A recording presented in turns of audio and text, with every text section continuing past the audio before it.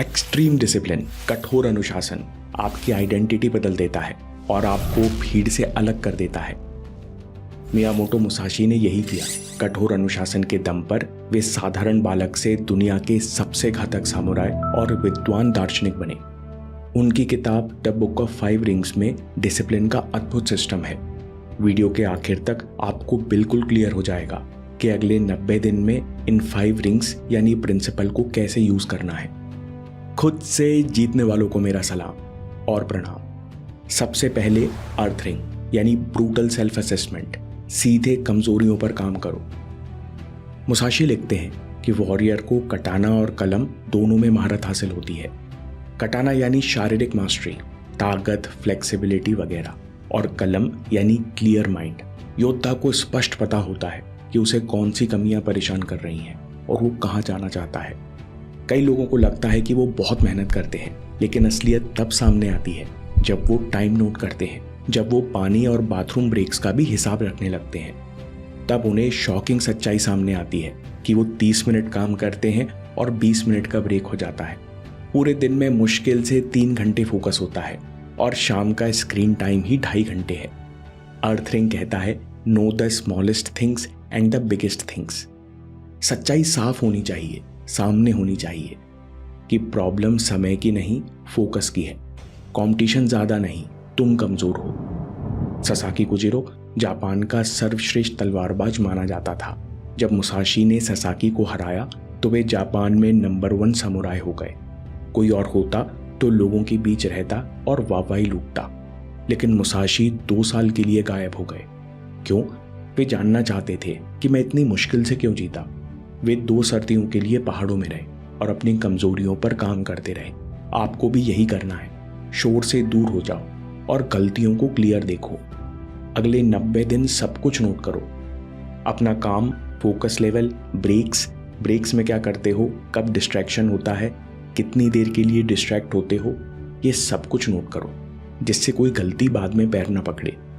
Musashi कहते हैं, accept everything just the way it is. सच्चाई को आपकी एक्सक्यूजेस नहीं, आपकी उपस्थिति चाहिए।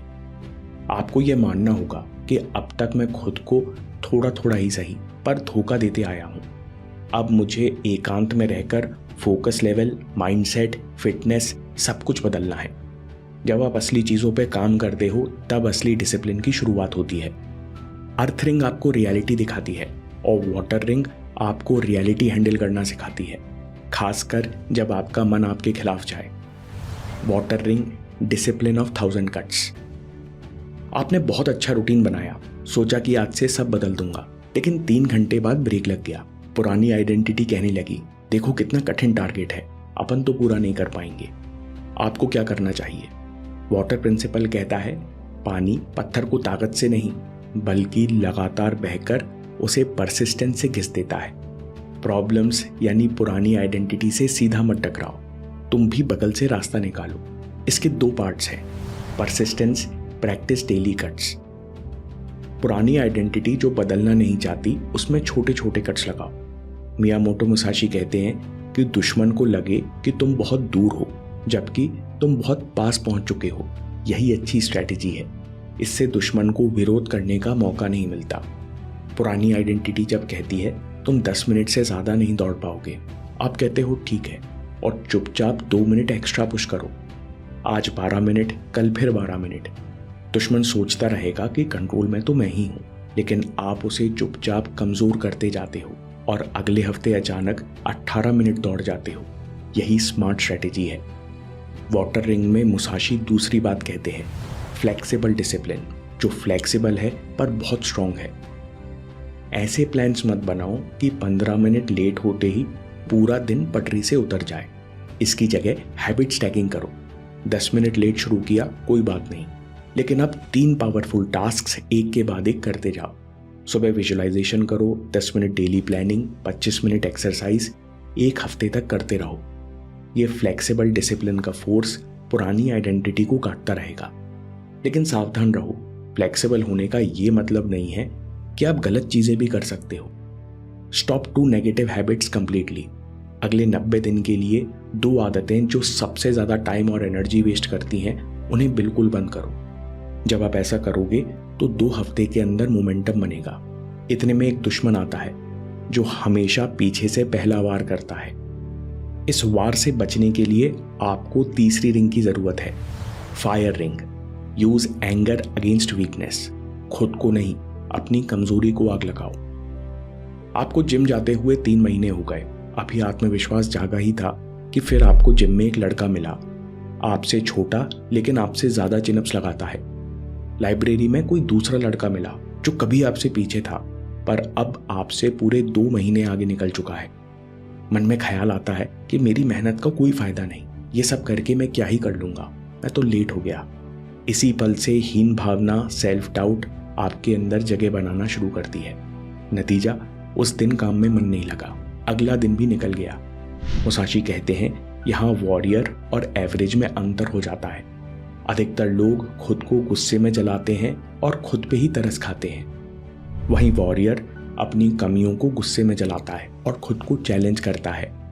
मुसाशी ने यह सीक्रेट बहुत छोटी उम्र में सीखा। उनकी माँ तो जन्म देते ही चली गई। जब वो 7 साल के थे तब पिता भी नहीं रहे, उन्हें अपना घर छोड़ना पड़ा। कमजोर बनने की जगह उन्होंने अपने गुस्से को रूटीन में बदल दिया। हर दिन 14 घंटे की ट्रेनिंग। मुसाशी ने अपने गुस्से को कमजोरी के विरुद्ध उपयोग किया। जितनी आग थी उसे प्रैक्टिस में मोड़ दिया। दोकोदो में मुसाशी कहते हैं कि खुद से नहीं, अपनी कमजोरी से अपसेट रहो। जब भी मन में आए मैं पीछे रह गया, मैं कमजोर हूं, तो उसी आवाज से बोलो, मैं पीछे रहना स्वीकार नहीं करता। चलो अभी के अभी एक प्रॉब्लम पर अटैक करते हैं। इमोशन वही है पर टारगेट बदल गया। अब सच में एक प्रॉब्लम उठाओ और उसको फाइट करो और अभी के अभी फ्रस्ट्रेशन को फ्यूल बनाओ। जब आप इस मूड में रहोगे तो अनस्टॉपेबल नजर आओगे, क्योंकि कोई फेलियर, कोई कमेंट मायने नहीं रखेगा। लोग हंसेंगे, ऐसे ही थोड़ी होता है। ब्रेक लेना पड़ता है, प्लान बी के बारे में सोचना पड़ता है। ये लोग नहीं, उनका डर हंस रहा है, क्योंकि आप उस फ्रस्ट्रेशन को जीत रहे हो जिससे सब हार जाते हैं। डिसिप्लिन के इस पड़ाव के बाद आता है विंडरिंग। जीतते हुए ईगो को कंट्रोल में रखो। आपका जिगरी दोस्त कहता है कि यार तू तो बहुत सीरियस हो गया। घर वाले आश्चर्य करते हैं, ये तो सच में बदल गया। आपको भी अंदर से खुशी महसूस होने लगती है, क्योंकि वो रूटीन सेट हो गया है जिसकी आपने उम्मीद नहीं की थी। लेकिन अभी आपको पता नहीं चला कि एरोगेंस नाम के दुश्मन ने आपके ऊपर वार कर दिया है, वो भी आगे से।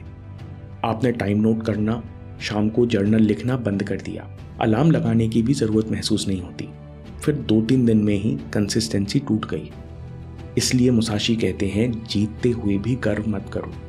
जिस सेकंड आपको लगता है कि अब अलार्म, नोट्स और सिस्टम की जरूरत नहीं है, उसी पल आप ढीले पड़ गए। ये बहुत कम लोग जानते हैं कि 50 से ज्यादा फाइट्स जीतने और 37 ईयर्स के एक्सपीरियंस के बाद 55 साल के मुसाशी ने कहा, मैंने अभी तक मास्टरी हासिल नहीं की। I do not know the way. क्यों? वो लिखते हैं, know your enemy, know his sword. आपका दुश्मन है आपका ईगो और आपकी तलवार है आपका फिक्स्ड माइंडसेट। जिस पल आपको लगता है कि आपने कर लिया, उस दिन आप दोबारा भीड़ में शामिल हो गए। आपकी पुरानी आइडेंटिटी एवरेज ही रहना चाहती है, क्योंकि एवरेज में भीड़ की सेफ्टी है। डिसिप्लिन के लिए डिसाइड करो, अकेला होना चलेगा लेकिन एवरेज होना नहीं। जीतते हुए विनम्र कैसे रहें? वे कहते हैं, जब आप दूसरों के तरीके में अच्छाई देखते हो तभी खुद के तरीके में कमी नजर आती है, तभी सॉल्यूशंस मिलते हैं। Study widely, reflect deeply. Musashi दूसरी मार्शल आर्ट्स और स्वॉर्ड्स टेक्निक स्टडी करते रहे। उन्हें बिल्कुल जरूरत नहीं थी, लेकिन हमेशा सीखते रहे ताकि मन में ये कभी ना आए कि मुझे बहुत आता है। डिसिप्लिन का 5वां सिद्धांत है void ring. Discipline never ends. Musashi कहते हैं कि accept reality not defeat. Discipline खुद से युद्ध है और ये कभी खत्म नहीं होता। लोग कहते हैं आज मेहनत कर लो, कल आराम करेंगे। इस गलत फहमी में लोग थक जाते हैं। मुसाशी कहते हैं, सांस लेना आपके लिए संघर्ष नहीं, बस आप सांस लेते हो, स्वीकार करने पर कि हाँ भाई हमेशा फाइट करना है।